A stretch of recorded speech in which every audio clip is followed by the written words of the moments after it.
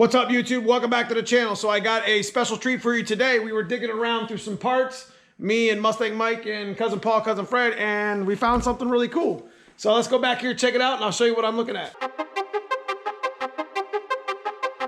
So we found this old box all up in the garage. And considering that we've been messing with Dad's car for so long, yeah, some of you guys might even see what this is and know what this is right off the bat. So if you didn't notice what it looked like, it's actually a GT40 plate kit. It's a nitrous GT40 plate kit. Let me pull it out of the box here. It's an old kit, man.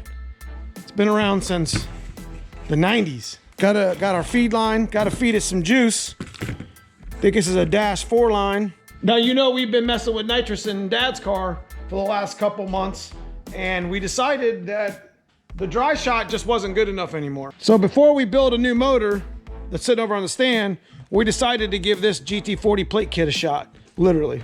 You got the nitrous side. The cool thing about this kit is it's got 2 jets. This is the nitrous side, and it's got 2 fuel jets. So it doesn't run off vacuum.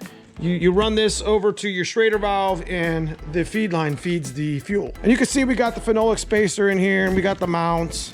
We even got 30-pound injectors that we used to have on the car. So if you stick around to the end of the video, I'll be able to show you. I got an old video of Mike taking the stock bottom end motor down the track where he was running in our old black coupe.